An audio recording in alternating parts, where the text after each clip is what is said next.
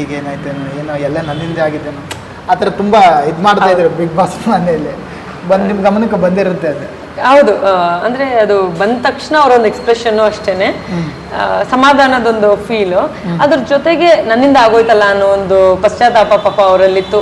It's an accident, ಏನು ಮಾಡೋಕ್ಕಾಗಲ್ಲ. But S, ಆ ಒಂದು ಸಮಯದಲ್ಲಿ ನಾವೊಂದು ಸ್ವಲ್ಪ ಹೆಚ್ಚೆ ಕ್ಲೋಸ್ ಆದ್ವಿ ಅಂತ ಹೇಳ್ಬೋದು. ಯಾಕಂದ್ರೆ ಆ ಮನೇಲಿ ಹೇಗಾಗುತ್ತೆ ಅಂತಂದ್ರೆ ಯಾರು ಕೇರ್ ಮಾಡೋರೇ ಇಲ್ಲ, ಯಾರು ನಮಗೆ ನೋವು ಅಂದಾಗ ಬರೋರೇ ಇಲ್ಲ ಅಂತ ಜಾಸ್ತಿ ಫೀಲ್ ಆಗುತ್ತೆ. ಆ ಸಮಯದಲ್ಲಿ ಅವ್ರು ಇದ್ರಲ್ಲ, ಸೊ ಸ್ವಲ್ಪ ಚೆನ್ನಾಗಿ ಅನ್ನಿಸ್ತು. ಬಟ್ ತುಕಾಲಿ ಅವರು ಅಷ್ಟೇ, ಯಾವತ್ತಾದರೂ ಸ್ಪೆಷಲಿ ನನಗೇನೋ ನೋವಾಯಿತು, ನಾನು ಬೇಜಾರು ಮಾಡ್ಕೊಂಡು ಕೂತಿದ್ದೆ ಅಥವಾ ಎಲ್ಲೋ ಒಂದು ಕಡೆ ಹತ್ಕೊಂಡಿದ್ದೆ ಅಂತ ಅಂದಾಗ, ನೀನು ಬೆಂಕಿ, ನೀನು ಅಳಬಾರ್ದು ಅಂತ ಹೇಳ್ಬಿಟ್ಟು ನಮಗೆ ಎನರ್ಜಿ ಕೊಡಕ್ಕೆ ಬರೋರು.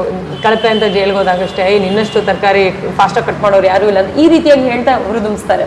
ಸೊ ಒಂದು ಪಾಸಿಟಿವಿಟಿನ ಸ್ಪ್ರೆಡ್ ಮಾಡೋದಕ್ಕೆ ಟ್ರೈ ಮಾಡ್ತಾರೆ. ಅವ್ರು ಮಾತಾಡ್ತಾರೆ, ಹೌದು ಅವ್ರ ಝೋನ್ ಅದು, ಅದನ್ನೇನು ಮಾಡೋಕ್ಕಾಗಲ್ಲ. ನಾನು ಹೇಳ್ತೀನಲ್ಲ, ಪ್ರತಿಯೊಬ್ಬರು ಮಾತಾಡ್ತಾರೆ, ಒಬ್ಬೊಬ್ರು ಮಾತಾಡೋ ರೀತಿ ಬೇರೆ ಬೇರೆ ಥರ ಇರುತ್ತೆ ಅಷ್ಟೇನೆ. ಸೊ ಲೈಕ್ ಅದರಿಂದ ಅವ್ರು ಇನ್ಯಾವುದೋ ಒಂದು ವಾದಕ್ಕೆ ಸಿಲುಕ್ತಾರೆ. ಬಟ್ ಸ್ಟಿಲ್ ಅವರ ಒಂದು ವೇ ಆಫ್ ಟೆಲ್ಲಿಂಗ್ ಇದೆಯಲ್ಲ, ಲೈಕ್ ನಿನ್ನೊಂದು ಎನರ್ಜಿ, ನೀನು ಪಾಸಿಟಿವ್ ಆಗಿರಬೇಕು ಅಂತ. I always tell I am A positive person ಅಂತ. ಬಟ್ ನಮಗೂ ಲೋ ಫೀಲ್ ಆಗುತ್ತೆ, ನಂಗೆ ಗೊತ್ತು ನಾನು ಸ್ಟ್ರಾಂಗ್ ಇದ್ದೀನಿ ಅಂತ. ಬಟ್ ಸ್ಟ್ರಾಂಗ್ ಇದ್ದೀನಿ ಅಂತಲೇ ಬಾಣಗಳು ಜಾಸ್ತಿ ಬರುತ್ತೆ, ಏನೂ ಮಾಡೋಕ್ಕಾಗಲ್ಲ ವಿಚಾರಗಳು ಆ ಥರ ಇದ್ದಾಗ. But these two plus Karthik, so Karthik ತುಂಬ ಜೆನ್ಯೂನ್ ಅನಿಸ್ತಾರೆ, ವರ್ತೂರ್ ಅವ್ರು ತುಂಬ ಇನ್ನಸೆಂಟ್ ಅನ್ನಿಸ್ತಾರೆ. ಬಟ್ ಕೆಡ್ದಾಗಿ ಮಾತಾಡಿದ್ರು ಅಥವಾ ಏನಾದರೂ ಹೇಳಿದ್ರು ಮನಸ್ಸಿಂದ ಐ ಥಿಂಕ್ ತುಕಾಲಿ ಹಾಗೂ ನಮ್ರತ, ಅಂದರೆ ನಮಗೆ ಆ ಟೈಮ್ಗೆ ಆ ಮಾತುಗಳು ಸರಿ ಅನಿಸ್ತಲ್ಲ, ಅಥವಾ ಯಾಕೆ ಹಿಂಗೆ ಬ್ಲೇಮ್ ಮಾಡ್ತಿದ್ದಾರೆ ಅಂತ ಅನ್ನಿಸ್ಬೋದು.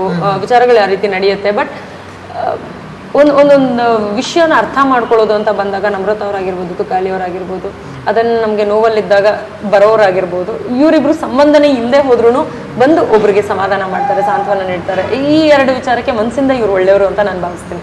ಸ್ಟಾರ್ಟಿಂಗಲ್ಲಿ ನಿಮಗೂ ನಮ್ರತ ಅವ್ರಿಗೂ ಆಗ್ತಾನೆ ಇರಲಿಲ್ಲ, ಯಾಕೆ, ಏನು ರೀಸನ್ ಅಂತ ಗೊತ್ತಿಲ್ಲ. ಅಂದರೆ ಅವರೇ ಹೇಳಿದ ಪ್ರಕಾರ ನಮ್ರತ ಅವರು ನನ್ನ ಬಗ್ಗೆ ಏನು ತಿಳ್ಕೊಂಬಂದಿದ್ರು ಹೊರಗಡೆ, ಅದು ಸುಳ್ಳಾಯಿತು. ಅವರು ನಾನೇನೋ ಅಂದ್ಕೊಂಡು ಬಂದಿದ್ದೆ, ಇಲ್ಲ ಆ ರೀತಿ ಇಲ್ಲ.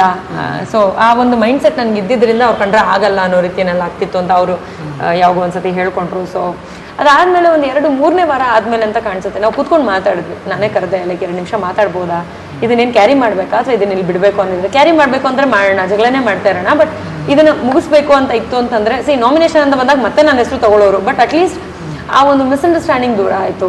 ಅಥವಾ ಇವ್ರು ಯಾಕೆ ಹೀಗೆ ಆಡ್ತಾರೆ ಅನ್ನೋದು, ಇದೇ ನನ್ನ ನೇಚರ್ ಅನ್ನೋದನ್ನ ಅವ್ರು ಅರ್ಥ ಮಾಡ್ಕೊಳ್ಳೋದು ಸ್ಟಾರ್ಟ್ ಮಾಡಿದ್ರು. ಅವ್ರದ್ದು ಏನಂದರೆ ನಿರ್ಧಾರಗಳು ಬೇರೆಯವ್ರ ನಿರ್ಧಾರಗಳ ಮೇಲೆ ಕೂಡ ಡಿಪೆಂಡ್ ಆಗ್ತಿತ್ತು ಆ ಸಮಯದಲ್ಲಿ. ಸೊ ಅದನ್ನ ನೋಡಿದಾಗ, ಯಾಕೆ ಗುರು ಇವರು ಸೆಲ್ಫ್ ಡೆಸಿಷನ್ ತಗೊಳಕ್ ಬರುತ್ತೆ ತಾನೆ, ಸ್ಟ್ರಾಂಗ್ ಆಗಿ ಹೊರಗಡೆ ಇದ್ದಾರೆ, ಯಾಕೆ ಒಳಗಡೆ ವೀಕ್ ಆಗ್ತಿದ್ದಾರೆ ಅನ್ನೋ ಒಂದು ಫೀಲಿಂಗ್ ಬಂದಾಗ ಅವ್ರ ಸ್ವಂತ ನಿರ್ಧಾರಗಳನ್ನ ತಗೊಳ್ಳಲ್ಲ ಅಂತ ನಾನು ಬ್ಲೇಮ್ ಮಾಡ್ತಿದ್ದೆ. ಅವರು ನಾನು ಕನ್ಫ್ಯೂಸ್ ಅಂತ ಅವ್ರು ನನ್ನ ಬ್ಲೇಮ್ ಮಾಡೋರು, ಈ ರೀತಿಯಾಗಿ ಆಗ್ತಿತ್ತು. ಬಟ್ ಹೋಗ್ತಾ ಹೋಗ್ತಾ ಹೋಗ್ತಾ ಒಂದು ಒಳ್ಳೆ ಅಂಡರ್ಸ್ಟ್ಯಾಂಡಿಂಗ್ ಬಂದ್ವಿ ಅಂತ ಅನ್ಸುತ್ತೆ. Again nomination is a part of the game. But ಒಂದು ವಿಷಯನ ಅರ್ಥ ಮಾಡ್ಕೊಳ್ಳೋದಾಗಿರ್ಬೋದು, ಅವರು ಇನಿಷಿಯಲಿ ಅರ್ಥ ಮಾಡ್ಕೊಳ್ಳೋಕೆ ಟ್ರೈ ಮಾಡ್ತಿರ್ಲಿಲ್ಲ. ಅವ್ರ ಝೋನಲ್ಲಿ ಅವ್ರು ತುಂಬ ಕಂಫರ್ಟ್ ಆಗಿದ್ರು. ನಮ್ಮನ್ನು ಅರ್ಥ ಮಾಡ್ಕೊಳ್ಳೋಕ್ಕೆ ಟ್ರೈ ಮಾಡಿದಾಗ she also felt better. And ಝೋನಿಂದ ಆಚೆ ಬಂದು ಮಾತಾಡಿದಾಗ I also felt better. I think ಫ್ರೆಂಡ್ಶಿಪ್ನ ಮುಂದುವರ್ಸೋದಕ್ಕೆ ನಾನು ಇಷ್ಟಪಡ್ತೀನಿ.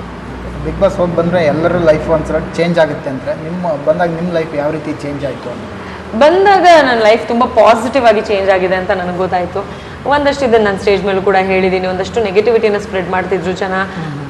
ಯಾರು ಕಮೆಂಟ್ ಮಾಡಿರ್ತಾರೆ ಅಥವಾ ಹೇಳ್ತಿರ್ತಾರೆ ಅವರೇ ನಾನು ಇವಳನ್ನು ತಪ್ಪು ತಿಳ್ಕೊಂಡಿದ್ದೆ, this girl is not the way I thought, ನಾನು ಆ ರೀತಿ ಕಮೆಂಟ್ ಹಾಕಬಾರ್ದಾಗಿತ್ತು, ನಾನು ಆ ರೀತಿ ಕಮೆಂಟ್ ಹಾಕಿ ತಪ್ಪು ಮಾಡಿದೆ, ಇಷ್ಟು ಪಾಸಿಟಿವ್ ಆಗಿರೋ ಒಂದು ವ್ಯಕ್ತಿ ಅಥವಾ ಅವ್ರಿಗೆ ಯಾವ ರೀತಿಯಾಗಿ ಇಷ್ಟ ಆಗಿದೆ, ನನಗೆ ನೀವೇ ತುಂಬ ಇಷ್ಟ ಆಗ್ತೀರಾ, ನಿಮ್ಮ ವ್ಯಕ್ತಿತ್ವ ಇಷ್ಟ ಆಯಿತು ಅಂತ ಈ ರೀತಿಯಾಗಿ ಪಾಸಿಟಿವ್ ಆಗಿ ನೋಡೋಕ್ಕೆ ಸಿಕ್ಕಾಗ ನನಗೆ ತುಂಬ ಖುಷಿ ಆಯಿತು. ಆ್ಯಂಡ್ ಅಫ್ಕೋರ್ಸ್ ನನ್ನನ್ನು ನೋಡಿ ಇಷ್ಟಪಡುವಂಥ ಜನ ಇದ್ದರು ಮುಂಚೆನೂ ಕೂಡ. ಬಟ್ ಅದು ಒಂದು 10 ಪಟ್ಟಿಗಿಂತ ಹೆಚ್ಚು ಜಾಸ್ತಿ ಆಗಿದೆ ಅಂತ ಹೇಳ್ಬೋದು. ಸೊ ಈ ಸ್ವಾಗತ, ಈ ರೀತಿಯಾದ ಒಂದು ಪ್ರೀತಿಯ ಸುರಿಮಳೆ ಅಂತಲೇ ಹೇಳ್ಬೋದು.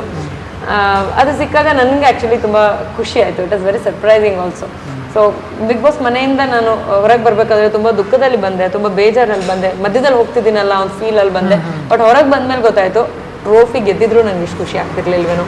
ಹೊರಗಡೆ ಜನರು ಪ್ರೀತಿ ಅಷ್ಟಿದೆ. ಆ್ಯಂಡ್ ನಾನೇ ಗೆಲ್ಲಬೇಕಿತ್ತು ಅನ್ನೋ ಒಂದು ಪ್ರೀತಿ ಅವರು ಹೇಗೆ ನನ್ನ ಹತ್ರ ಎಕ್ಸ್ಪ್ರೆಸ್ ಮಾಡ್ಕೋತಾ ಇದ್ದಾರೆ, ಅಥವಾ ಇವ್ರು ಸ್ಟ್ರಾಂಗು, ಇವ್ರು ಇರಬೇಕಾಗಿತ್ತು ಫೈನಲಲ್ಲಿ, ಇವ್ರು ಗೆಲ್ಲಬೇಕಾಗಿತ್ತು ಟ್ರೋಫಿ ಅಂತ ಅವ್ರು ಹೇಗೆ ನನ್ನ ಮುಂದೆ ನನ್ನ ಪರವಾಗಿ ನಿಂತ್ಕೊಂತ ಇದ್ದಾರೆ, ಅದನ್ನ ನೋಡಿ ನನಗೆ ತುಂಬಾ ಖುಷಿ ಆಯ್ತು. ಸೊ ಟ್ರೋಫಿ ಗೆದ್ದಷ್ಟೇ ಖುಷಿ ಇದೆ ನನಗೆ. ಬಿಗ್ ಬಾಸ್ ಅಲ್ಲಿ ನಿಮ್ಮ